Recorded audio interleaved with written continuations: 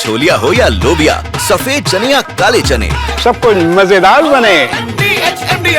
इस वक्त मध्य प्रदेश की पूर्व मुख्यमंत्री, भारतीय जनता पार्टी की वरिष्ठ नेता उमा भारती हमारे साथ जुड़ रही हैं। उमा भारती जी, बहुत बहुत स्वागत है आपका टीवी 9 भारतवर्ष पर। कल हमने देखा वो तस्वीरें आपके आवास की, जब एनआईए स्पेशल कोर्ट का ये फैसला आया और सभी 7 अभियुक्तों को बरी किया गया तो आतिशबाजी हो रही थी, लोग खुशी मना रहे थे, जश्न मना रहे थे। आप इस फैसले को कैसे देखती हैं और क्या हिंदू टेरर, भगवा टेरर, ये नैरेटिव गढ़कर जो कॉन्फ्रेंस में मिल पाओगे मेरे चैनल। उमा जी, आवाज मिल रही है क्या आपको?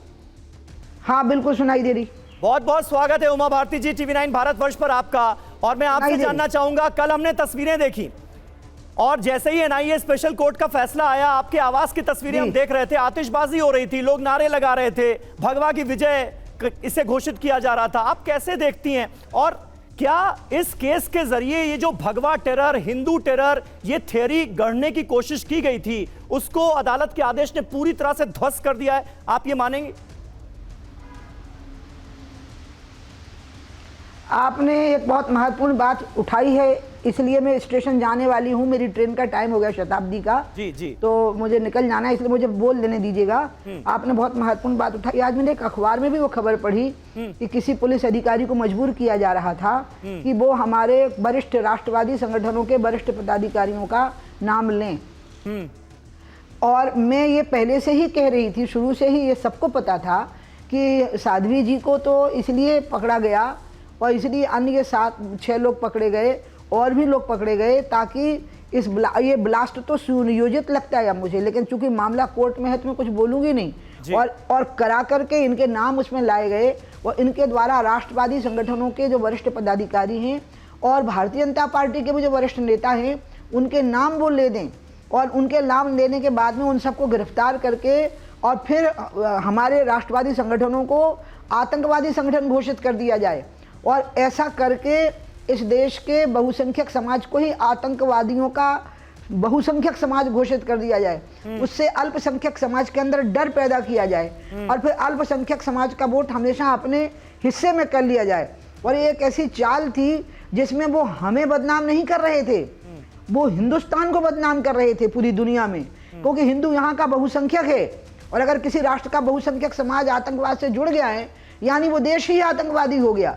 भारत जैसे देश को वो कलंकित कर रहे थे, अपने पुरखों को कलंकित कर रहे थे। जिन शब्दों का वो प्रयोग कर रहे थे दिग्विजय सिंह जी और चिदम्बरम जी, वो भूल गए थे कि उनके पुरखे भी भगवा रंग की पगड़ी पहनते थे, पाग पहनते थे, उस पर कालिख पोत रहे थे। इसलिए तो बहुत बड़ा षड्यंत्र था। हमें, मैं एक बात आपको बता दूं, किसी भी षड्यंत्र को पार करके हमारे राष्ट्रवादी संगठन पार हुए हैं। नाथूराम गोडसे के समय पे भी आरोप लगा, प्रतिबंध लगा, वो और शक्ति से उठे। राम जन्मभूमि आंदोलन के समय पर भी प्रतिबंध लगा, वो और शक्ति से उठे। इमरजेंसी के समय पर भी प्रतिबंध लगा, वो और शक्ति से उठे। जब जब धरती पर अत्याचार बढ़ता है तो भगवान या तो खम्भे को फाड़ के प्रकट हो जाते हैं या फिर नर से नारायण के रूप में प्रकट हो जाते हैं। और इसलिए जो कुछ हुआ है उसके पीछे जो षड्यंत्र था उसका पर्दाफाश हो गया। और आज तो हमारे देश का जो प्रधानमंत्री है वो स्वयं एक संघ के प्रचारक रहे हैं, संघ के स्वयंसेवक हैं और जिस तरह से वो सबको अपने साथ लेके चले हैं अपनी सारी योजनाओं में, हिंदू हो चाहे मुसलमान, जिस तरह से अरब देशों में इनको हीरो माना गया, इससे साबित हो गया कि हम ही सर्वसमावेशी संगठन हैं, हम पर आतंक का आरोप नहीं लगाया जा सकता। लेकिन दिग्विजय सिंह इस ऑर्डर के बाद, इस फैसले के बाद ये कह रहे हैं कि बिल्कुल सही तो कहा है कोर्ट ने, आतंकवाद का कोई धर्म नहीं होता, आतंकवाद ना हिंदू होता है ना मुसलमान होता है, ना कोई इस्लामिक आतंकवाद होता है ना हिंदू आतंकवाद होता है, क्योंकि हर धर्म प्रेम और सद्भाव के रास्ते पर ले जाना सिखाता है। ये तो वो अब कह रहे हैं, लेकिन उस समय पे तो उन्होंने इन शब्दों का प्रयोग किया है ना, आरोपित किया है, बहुत गलत शब्द बोले हैं। और मुझे तो यही आश्चर्य होता है कि इतने जल्दी वो उनको लगता है कि पूरा मीडिया जगत कोमा में चला गया है, जो उनको ये नहीं पता है कि दादा भाई, मैं उनको दादा भाई कहती हूँ ना, बहुत बड़े भाई हैं मेरे वो, कि दादा भाई पहले क्या बोलते थे। तो अब क्या मीडिया जगत कोमा में चला गया जो उनको पता नहीं कि दादा भाई ने क्या बोला है। उनके बोलने का कोई महत्व नहीं है। महत्व इस बात का है कि कितनी बड़ी साजिश थी। आप ये तो सोचिए, सारे राष्ट्रवादी संगठनों को और भारतीय जनता पार्टी के वरिष्ठ नेताओं को मिला करके आतंकी संगठन घोषित कर देना, बहुसंख्यक समाज को आतंकी समाज घोषित कर देना, ये हिंदुस्तान के खिलाफ, ये देशद्रोह की साजिश है। और जिनने साजिश रची है उनको ढूंढ के उन पर देशद्रोह के केस चलने, ये है असली देशद्रोह। ठीक है, थैंक यू सो मच। बहुत बहुत शुक्रिया उमा जी आपका हमारे साथ जुड़ने के लिए, और आपकी ट्रेन भी है इसलिए हम आपका समय और ज़्यादा नहीं लेंगे। बहुत बहुत शुक्रिया हमसे बात करने के लिए। और हमारे साथ यहाँ पर स्टूडियो में तमाम खास मेहमान मौजूद हैं। मुमताज़ आलम साहब, अब मैं आपके पास आऊँगा। ये जो चर्चा चल रही है, और इससे पहले ना जानी कितनी डिबेट्स में मैंने आपके मुंह से भी सुना है कि आतंकवाद का कोई धर्म नहीं होता, लेकिन यूपीए सरकार के दौरान उस वक्त हिंदू टेरर, भगवा टेरर, ये वर्ड बार बार यूज किया गया।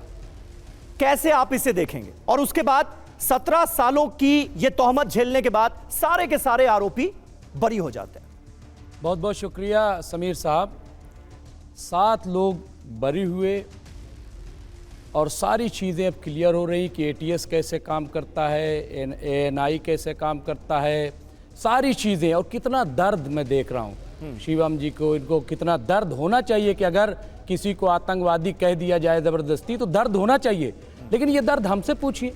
आप 7 पे इतना ज़्यादा परेशान हो गए, हमारे तो चुने हुए मेंबर पार्लियामेंट को पार्लियामेंट के अंदर आतंकवादी कह दिया जाता है। हमारा दर्द पूछिए, हमें कैसे अंदर कर दिया जाता है। जब आप 7 की बात कर रहे हैं तो 21 जुलाई को 12 लोग और बरी हुए हैं, उन्हें भी क्लीन चिट मिली है, उनका भी जिक्र होना चाहिए।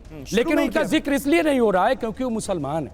ये गलत है। हमारे गृह मंत्री अगर ये कह रहे हैं 7 लोगों के फैसले पर कि हिंदू आतंकवादी नहीं हो सकता, बिल्कुल सही, मैं नहीं कहता, लेकिन क्या मुसलमान हो सकता है? क्या वो भी तो अभी बरी हुए हैं 21 तारीख को, तो उनका भी जिक्र करना चाहिए। हमारे गृह मंत्री जो है वो पूरे देश के हैं, वो हमारे भी हैं, लेकिन वो एक खास तबके को क्यों ऐसा बढ़ावा कर रहे हैं? तो ये चीज जो है दर्द बहुत है। फिर आप बार बार एक चीज कह रहे हो, हम रंग से पहचान जाते हैं। रंग ये किसने कहा था? आप बताइए। गोली मारो ये लफ्ज किसने कहा था? देश के गद्दारों किसने, ये कौन ये सब लफ्ज इस्तेमाल करता है? और आज आ जाइए, आप बार बार कह रहे हो कि एक तंजीम को 1948 में क्या आरएसएस पे बैन नहीं लगा, 1976 में क्या आरएसएस पे बैन नहीं लगा, 1993 में क्या आरएसएस पे बैन नहीं लगा? क्या ये इतिहास नहीं है? क्या ये सच्चाई नहीं है? तो इसलिए ठीक है, लेकिन मैं आपके पहले सवाल पर आऊंगा। एक मिनट, थोड़ा मामले को खींचे नहीं। जो मुद्दा आपने उठाया मैं उसी पर शिवम का जवाब ले लेते हैं। शिवम, जब ये कहा जा सकता है इस फैसले से पहले कि भाई हिंदू आतंकी नहीं हो सकता, तो ये मुमताज साहब के दर्द का भी तो जवाब आपको देना चाहिए ना। मतलब किसी भी धर्म से, किसी भी रिलीजन से आतंकवाद को जोड़ देना, हाँ उस धर्म का मानने वाला आतंकवादी हो सकता है, लेकिन किसी धर्म को जोड़ देना क्या ये गलत नहीं है? रावण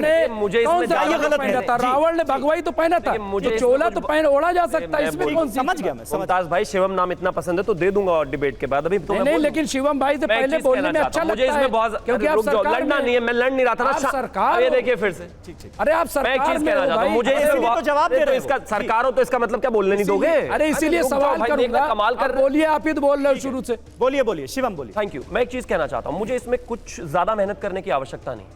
मैं मानता हूं, मैं ऐसा निजी तौर पर मानता हूं कि ठीक है आतंकवाद का कोई धर्म नहीं होता, लेकिन साथ ही साथ आपसे यह भी कहना चाहता हूं कि जितने 100 ब्लास्ट अगर हुए आतंकवादी हमले, वो करने वाले कौन है उनका नाम गूगल कर लेना, जवाब आपको अपना। भारी एक बाबरी मस्जिद की शहादत, मैंने कहा ना, मैंने कहा भाई, मैंने किसी का नाम लिया, एक बाबरी मैंने किसी का नाम लिया, मैंने किसी का नाम लिया, ये अपने आप चिल्लाने लग गए। बताइए गजब बात। मस्जिद का, बाबरी मस्जिद, चोर की दाढ़ी में तिनका, लेकिन मैं नहीं मानता ऐसा। अब 10 सेकंड और दीजिए प्लीज, आप इनको रोक लीजिए। बीच में नहीं बोला मुमताज साहब। मैं तो सभी से ये गुजारिश करता हूं, पूछा जाए, मेरा सवाल पूछा जाए वही जवाब। नहीं जी, डिबेट बहुत अच्छी जा रही है, एक-एक करके बात कर लेते हैं। प्लीज मुमताज साहब, कोई लाभ नहीं है इस बात। जवाब तो लीजिए ना, जवाब तो आपने सवाल पूछा, बहुत अच्छा पूछा, जवाब दीजिए। एक और चीज यहां पर नहीं हुई, हमारे कांग्रेस के प्रवक्ता आए, कहे कहो गौड़ से मुर्दाबाद, कहो गौड़ से मुर्दाबाद। 1996-97 में एक फिल्म आई थी जुदाई, उसमें जॉनी लीवर, उपासना सिंह दोनों बैठे होते हैं। जॉनी लीवर कहता है कुछ खाना खाओगी? कहते अब्बा जब्बा डब्बा। कहते पानी पियोगी? कहते अब्बा जब्बा डब्बा। कहते घूमने चले? कहते अब्बा जब्बा डब्बा। अरे पढ़ लिख लो कुछ, हर जगह बस मुर्दाबाद, जिंदाबाद, मुर्दाबाद। अरे बाहर जाके लगा लेना नारे भाई, इतना ही शौक है तो पॉइंट पर बात करो, पॉइंट पर बात करो। फिर कह रहा हूं कुछ जवाब नहीं है। मैं फिर से कह रहा हूं, मैं घुमा फिरा कर वापस नहीं लाऊंगा। अब ये देखिए हो गया ना शुरू, वही अब नहीं बोल पाए, यही हाल है इनका। फिर कह रहा हूं कि गोडसे मुर्दाबाद नहीं बोल पा रहे हो। गर्त में चली गई 135 साल पुरानी पार्टी को बर्बाद कर दिया इस प्रवक्ताओं की भीड़ ने। हमारे सवाल का जवाब तो बेहतर हो जाएगा। फिर से बारे में बुरा मान ही नहीं सकते। ठीक है। जवाब दो। आप भी कांग्रेस में हो क्या? मैंने तो कांग्रेस को कहा था ये अलग नाराज हो रहे जवाब हैं। देना शिवम मत शिवम शिवम देखो नहीं आएंगे। 10 सेकंड और दे रहा हूँ। जवाब रह गया। मैं 5 आक्रमण तो कर दिया आपने, जवाब नहीं 5 दिया। में खत्म कर दूंगा, लेकिन आप उनको रोक कर लेंगे। भाजपा के लोगों को कोई अरे ट्रेनिंग नाटक नोट जवाब है क्या? एक मिनट मुमताज साहब आपको जवाब चाहिए या नहीं चाहिए? बीच में डब्बा तो बोल रहे हैं। ठीक है, उनको जवाब चलिए, अब्बा डब्बा चप्पा से आगे बढ़ते हैं। जवाब दीजिए, जवाब। आदमी जी 11 साल तक नहीं बोल पा रहे हैं। ये दंश क्यों झेलती रही? जवाब दीजिए। ये देखें, कोई दर्द नहीं है। मैं एक चीज कहना चाहता हूं। हाँ, इस बोलिए, देश जवाब में दीजिए, जवाब। किसी भी धर्म को आतंकवाद में पेंट करने की आवश्यकता नहीं है। मेरा बस एक ही बात का कहना है, मैं मानता हूं कि हर एक देश में अगर कहीं पर भी आतंकवादी हमला होता है, आतंकवादियों के खिलाफ कार्रवाई होनी चाहिए, धर्म के खिलाफ नहीं। लेकिन आपने जो मेरे धर्म को बदनाम करने की कोशिश करी, अगर आदरणीय प्रधानमंत्री जी, आदरणीय गृह मंत्री जी, आदरणीय मोहन भागवत जी और जितने भी लोगों का नाम इसमें लिया गया, आप बस एक बार सोच कर देखिए, अगर ये सारे लोग इस तरह के केसेस में फ्रेम होकर जेल में होते तो इस देश का क्या हाल होता? क्या करना चाह रही थी कांग्रेस इस देश में? हिंदुओं में 100 करोड़ के बच्चों को आतंकवादी कहा जाता इसी देश में। तब तो कोई नहीं बोला इस बात पर, तब तो सारे भाषण देते रहे। और आज यहां पर बैठ कर कह रहे हमने ये नहीं कहा, हमने वो नहीं कहा। अरे अजय उपाध्याय, आप भी हिंदू हैं, आपका बच्चा भी कहीं विदेश में जाता, कहते लोग कि आतंकवादी संगठन चलाते हैं ये लोग। आज हंस रहे हैं, हंसते रहिए। अरे वो 100 करोड़ नहीं है। ठीक है। अब छोलिया हो या लोबिया, सफेद चने या काले चने, सब कुछ मजेदार बने। MDH